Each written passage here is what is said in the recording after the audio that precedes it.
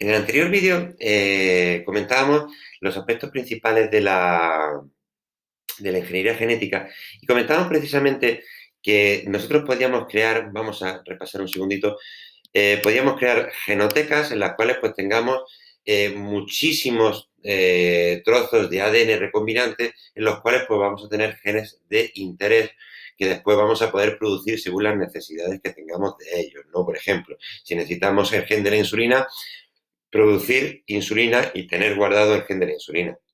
Pero claro, como podéis imaginar, todo esto nunca es tan sencillo cuando estamos en biología. Vosotros imaginad que nosotros lo que vamos a recombinar van a ser fragmentos muy grandes de ADN, muy grandes. Son fragmentos, pero claro, van a tener muchas pares de bases y por lo tanto muchos genes.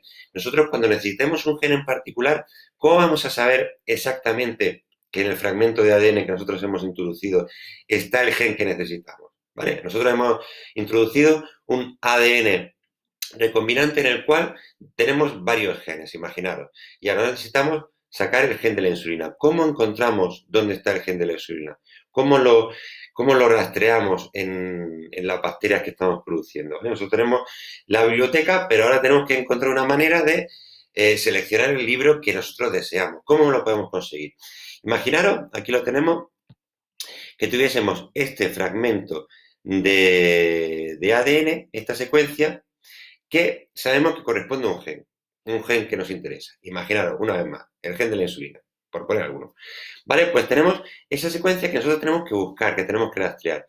Pues lo más lógico, lo más interesante sería lanzar una secuencia de nucleótidos que sea complementaria en la zona que a nosotros nos está interesando, que es la parte que no está en negrita, ese trozo de ADN que fuese complementario, por lo tanto, que fuese antiparalelo, que fuese, en vez de 5', 3', que fuese 3', 5', y que la secuencia base fuese complementaria al ADN, al gen que nosotros queremos conseguir. Bueno, y si ese fragmento de ADN que nos sirve como localizador le ponemos una pequeña marca que nos identifique que se ha unido cuando se ha unido, ¿vale? Bueno, pues eso es una sonda de ADN. Nosotros una sonda es un fragmento de ADN que tenemos marcado de alguna manera y que nos permite localizar un gen. Son pequeños trozos, son pequeños segmentos de oligonucleótidos de cadena sencilla que se van a unir a un trozo del ADN recombinante y van a señalar que ahí está el gen que nos interesa. Podemos sintetizarlo nosotros al gusto, ¿no? Si nosotros tenemos ya secuenciado un gen, pues podremos sintetizarlo ad hoc, que se dice, ¿no? Es decir, expresamente para eso, pero bien tenemos que conocer la secuencia del gen para poder hacerlo. Imaginaros que tenemos placas de Petri con clones que tienen, clones de bacterias, unidades de bacterias que tienen el gen que nos interesa, ¿vale? Entonces, nosotros vamos a tomar un filtro, vamos a coger un filtro de nitrocelulosa que tenemos aquí, ¿de acuerdo? Y vamos a presionarlo, como dice ahí, ligeramente contra la placa de Petri, de manera que las bacterias que constituyen los distintos clones se transfieren al filtro. Es decir, tenemos aquí, ¿vale? Distintas colonias, pues se van a transferir al filtro. Se obtiene de esta manera lo que se denomina una imagen especular de las colonias. Se retira el filtro y se le da la vuelta para numerar las colonias, o bien se le marca X de referencia para establecer la posición que ocupa cada una de ellas. ¿De acuerdo? Tenemos aquí, lo tenemos marcado. Vale, por otro lado tenemos una sonda de ADN, un fragmento de ADN marcado radioactivamente que coincide con el gen que nosotros necesitamos, ¿vale? Pues vamos a provocar la incubación de estas colonias con el ADN que contiene la sonda, que contiene esa sonda de ADN. Claro, ¿qué va a pasar? Que la sonda de ADN va a unirse al gen de interés, porque como esta sonda puede estar diseñada, por ejemplo, con la secuencia complementaria, pues se va a unir a ese gen de interés que está dentro del gen recombinante, recordamos, ¿vale? Entonces, ¿qué va a pasar? Se va a producir entonces una hibridación entre el ADN recombinante y la sonda de ADN que tenemos marcado. Entonces, claro, ¿qué va a ocurrir? Que cuando nosotros este filtro que está preparado para luego ser revelado, lo pasemos a la etapa de revelación en una placa fotográfica, ¿qué va a ocurrir?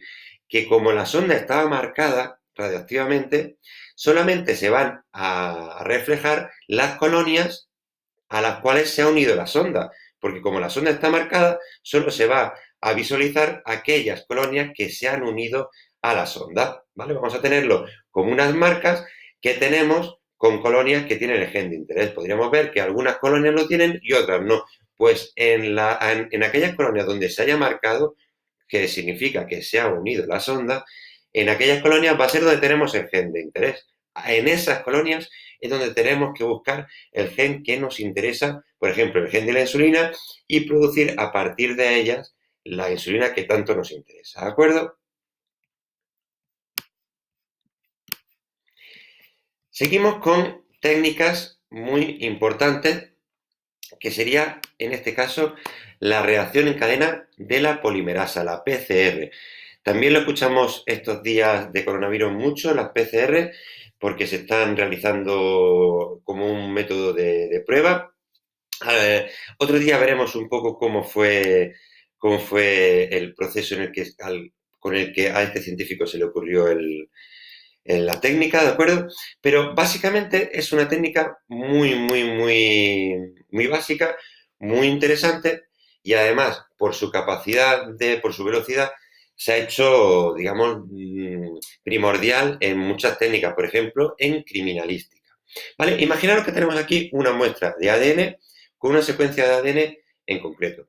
Y si nosotros pudiésemos ese ADN separarlo en dos cadenas, es decir, desnaturalizarlo en dos cadenas, y si nosotros a esa cadena, cada una de ellas, le pudiéramos añadir un cebador, y si a partir de ese cebador en cada cadena se extendiese, se crease una cadena complementaria, igual que la replicación, pero nosotros habiéndolo decidido. Entonces, ¿qué se van a provocar? Se van a provocar nuevas hebras que, fijaros, si nosotros teníamos aquí una doble cadena, perdón, con dos cadenas, pues a partir de esta cadena se forman, ¿cuántas? Dos. Y a partir de esta cadena, otras dos. Pero es que a partir de estas dos cadenas vamos a poder producir otras cuatro cadenas. Y a partir de estas dos cadenas, otras cuatro, etcétera. Lo vamos a hacer de manera, ¿cómo? De manera exponencial. Entonces, claro, ¿eso qué utilidad tiene? Pues imaginaros que nosotros tenemos una escena de crimen en la cual hay un pequeñísimo fragmento, una pequeñísima muestra de ADN del criminal. Nosotros, mediante esta técnica, vamos a conseguir que esa pequeña muestra de ADN, pequeñísima, se convierta en una muestra mucho más grande porque está repetida. ¿De acuerdo? Imaginaros algo muy pequeño, una lenteja, si ponemos 100.000 lentejas juntas, se convierten en algo muy grande, ¿verdad que sí? Pues esto es lo mismo. Una pequeña muestra de ADN, si nosotros la repetimos, vamos a conseguir una gran muestra de ADN con la que sí vamos a poder trabajar. Y esto es lo importante, que gracias a esa técnica los científicos pueden trabajar a partir de pequeñísimas muestras de ADN que mediante esa multiplicación se convierten en algo mayor con lo que se puede trabajar de un modo mucho más eficiente. Fijaos, tras 20 ciclos como este, vamos a conseguir 1.000.000 de copias de la secuencia de ADN que nos interesa. Eso es muy importante y a esta técnica se le ha encontrado muchísimas utilidades. Ahora, pregunto yo, ¿cómo podríamos conseguir, pregunto, que se separen estas dos cadenas, que se desnaturalicen y que luego a partir de aquí se produzca una replicación, algo muy parecido a una replicación, ¿verdad? ¿Cómo lo vamos a conseguir si estamos en una alta temperatura, la suficiente, por ejemplo, 100 grados, para que se consiga la desnaturalización? ¿Cómo vamos a poder conseguir que funcione una proteína si las proteínas se desnaturalizan también cuando están en altas temperaturas? ¿Cómo puede ser eso? Pues se consiguió gracias a la enzima de una bacteria, de una arqueobacteria que vive en aguas muy calientes, en aguas termales. Entonces, gracias a esa bacteria, que es lo que tenemos aquí, de esas aguas termales, a esa arqueobacteria se consiguió utilizar su enzima que no se denaturaliza a altas temperaturas, porque como la bacteria vive a altas temperaturas, es imposible que se denaturalice. No sé si me explico. De ese modo se utilizó esa enzima de una manera muy ingeniosa y se consiguió una técnica que hoy día vertebra muchísimas otras técnicas de análisis. Por ejemplo, tenemos aquí amplificar y analizar muestras muy pequeñas de ADN, analizar el ADN de células embrionarias, el ADN de genes virales, que por eso tiene tanta importancia estos días en el coronavirus, ¿de acuerdo? Muy, muy, muy, muy importante esta técnica. Muy bien.